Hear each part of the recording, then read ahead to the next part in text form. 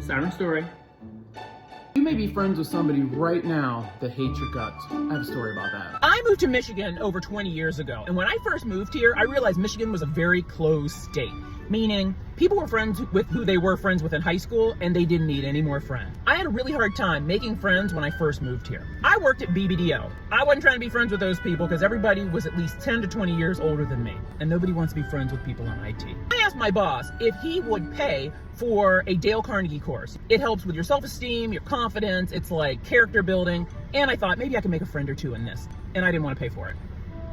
While I was in the Dale Carnegie class, I met a woman, really cool, a Becky. Becky and I became fast friends. She was fun, she was lighthearted. She welcomed me into her group of friends. Her friends were all like wealthy. Like it was a group of wealthy people. We drank the best wine, we ate the best food, we hung out heavy every Thursday, Friday, Saturday. From the very beginning, my mom said, "She's not friends with you because she just wants to be friends with you. She's friends with you for what you can provide to her. You provide to her attention and men." And I was like, what do you mean? No one's running over here and talking to us because of me. And my mom goes, "You're tall, you're thin, you're gorgeous, you're black." my mom basically said, you're a novelty, and that's why she wants to hang out with you. My entire growing up life, my mom said, You have a lot of people jealous of you. They won't even know why they are. They just are because you're confident, because you're outspoken, because you love light. And sometimes people hate you just because you're you. and I remember my sister and I would be like, not everybody is jealous of everybody. Always listen to your mother. We had a great time until she started leaving me at the bar. The first time she left me at the bar, I was fine, only because we were in a small community. She lived a couple miles down the street. I knew everybody in the bar. When it was time to go and I couldn't find her, other people were like, oh, hey Barb, I'll just take you to her house. The first time she left me, I go, why'd you leave me at the bar? And she goes, Because I knew you knew everybody in there, and there'd be no problem with you getting to my house. That's why I left the front door open. oh, I say. Second time it happens. Same situation, but there's a ton of people I know in the bar, so somebody else just drops me off at her house. My spidey senses should have went off the first time she left me at the bar, because I'm big on girl code. You don't leave your friends at the bar. It doesn't matter if you only walk down the street. You show up together, you leave together. The third time this happened, we were at an Irish pub. We were in a whole different neighborhood, and I don't see her. And I'm like, she couldn't have left me at this place. I can't get back to her house. And I didn't drive. She always drove when we went out. As I'm standing at the bar, trying to think what I'm gonna do, somebody came in and said, Hey Barb, how you doing? I'm like, hey, what's up, man? Didn't you come with Becky? Yeah? And he goes, I just saw her get in the car and leave. she just left? And he goes, Yeah, she was outside and she got in the car and then just took off. And I figured she was by herself. When I came in here and I saw you, I was like, maybe Bart drove alone, but normally you ride with her. I had been trying to call her and she wasn't picking up her phone. And I kept thinking, maybe she's somewhere in the bar and it's really loud. You're thinking, Barb, you're an idiot. Yes. Yes. That's weird that she left you. Where'd you park? I said I parked at her house. You know what? I'll take you to her house. How about that? Thank you. He took me to her house.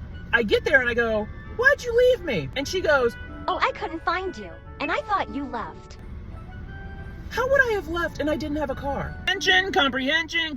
We go out again, and this time we're at like a bonfire. A bunch of people. This time my husband came with. As I'm going around and, glad handing people, y'all know how I do, she goes over and starts talking to my husband. I look over and he's looking at her like, what kind of conversation is this? I walk over and she's like rubbing his arm. What the I'm listening to the conversation. She's legitimately flirting with him. We get in the car to leave. My husband goes, Your friend is weird. Why was she flirting with me? that he picked that up tells me everything I needed to know about that heifer.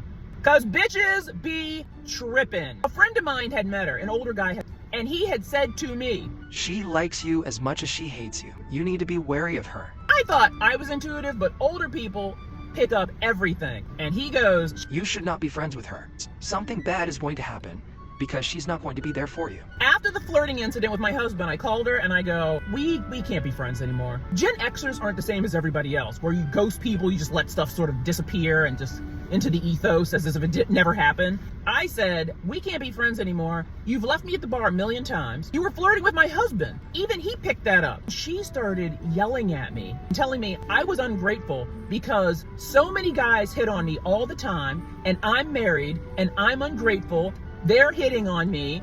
I was like, what's somebody hitting on me and me being married have to do with anything?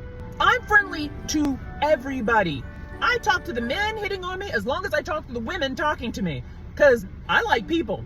Remember, this all started with me just wanting to have friends. Her true feelings came tumbling out, and my mother was right. Did I have a good time with her? Yes. I had a ball. The only thing I regret, we were in a bar, is a group of maybe 10 of us, and a big, huge group of Chaldean people came in, Arabs who are Christian. They walked in, they were loud, they were having a good time. It was probably like 10 or 15 of them, men and women. And she said, Oof, it's getting kind of third world in here. We are leaving. Come on, everybody.